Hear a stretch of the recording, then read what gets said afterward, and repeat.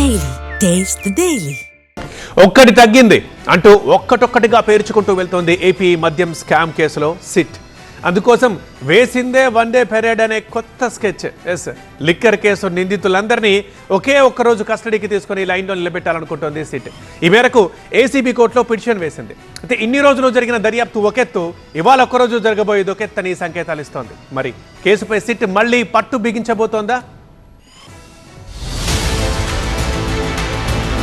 3,500 కోట్ల బరువైన AP liquor scam case ఆగినట్టే ఆగి గేరు మార్చుకుని మళ్లీ జోరుగా సాగుతోంది. మొత్తం 48 మంది నిందితుల్లో 12 మంది అరెస్ట్ అయితే వీళ్లలో ఎంపీ మిథున్ రెడ్డి సహా 5గురికి బెయిల్ వచ్చేసింది. మరో 7గురు నిందితులు మాత్రమే రిమాండ్ లో ఉన్నారు. వీళ్లకు కూడా ఏ టైంలో అయినా బెయిల్ రావచ్చని టాక్. ఎందుకంటే కేసు విచారణ స్టేటస్ అలా ఉంది. మరి దర్యాప్తు సంస్థ అలసత్వమే కారణమని ప్రభుత్వం కూడా భావిస్తోంది. ఏపీ సర్కార్ లీగల్ టీం ఎందుకింత వీక్ అయింది అనే డౌట్లు పుట్టేశాయి. ఎంపీ మిథున్ రెడ్డికి బెయిల్ ఇస్తూ ఏసీబీ కోర్టు తీర్పులో ప్రస్తావించిన అంశాలు దర్యాప్తునకు దాదాపు నిర్వీర్యం చేసినట్టే కనిపించాయి. ఎంపీ మిథున్ రెడ్డి పాస్పోర్ట్ ను ఏ కండిషన్లు పెట్టకుండా వెనక్కిచ్చేశారు.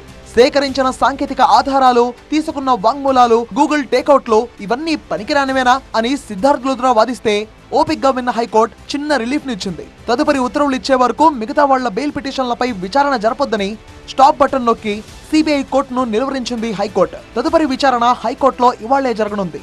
సరిగ్గా ఇదే సమయంలో సిట్ వన్డే మ్యాచ్ పేరుతో కొత్త పాచిక వేసింది. నిందితులందరినీ ఒక్కరోజు కస్టడీకి ఇవ్వాలని కోరుతూ పిటిషన్ వేయడం వెనుక మర్మమేంటి? తాజాగా 49వ నిందితుడిగా ముంబై హవాలా వ్యాపారి అనిల్ చోక్రా పేరును చేర్చింది సిట్. గతంలో స్పెషల్ ఆఫీసర్ గా పనిచేసిన సత్యప్రసాద్ కూడా అప్రూవర్ గా మారడంతో సిట్ కి ప్లస్ అయింది. వీళ్ళిద్దరికి ఉన్న లింకులు, కొత్తగా దొరికిన ఆధారాలపై ఆరా కోసమే మొత్తం నిందితుల్ని కస్టడీకి ఇవ్వాలని కోరుతుందా?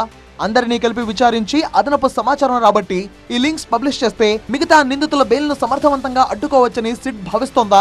ఇప్పటికే స్కామ్ లో నిందితులందరి పాత్రపై 3 ఛార్జ్షీట్లు దాఖలు చేసిన సిట్ త్వరలో ఫైనల్ ఛార్జ్షీట్ వేయబోతోంది. దీనికి సరిపడా స్టాఫ్ కోసం తీవ్రంగా అన్వేషణ సాగిస్తోంది. అందులో భాగంగానే నిన్న ఎంపీ మిథున్ రెడ్డి ఫ్యామిలీకి చెందిన పిఎల్ఆర్ సంస్థలో సోదాలు చేసి స్టేట్మెంట్ రికార్డ్ చేసుకుంది. ఏది ఏమైనా సిట్ ప్లాన్ చేసిన వన్ డే పెరేడ్ పై ఆసక్తి పెరుగుతోంది. దీన్నే చివరి అవకాశంగా తీసుకొని బిగ్ బ్రేక్ త్రూ సాధించి కేసుపై మళ్లీ పట్టు బిగించాలని చూస్తున్నట్టుగా ఉంది సిట్.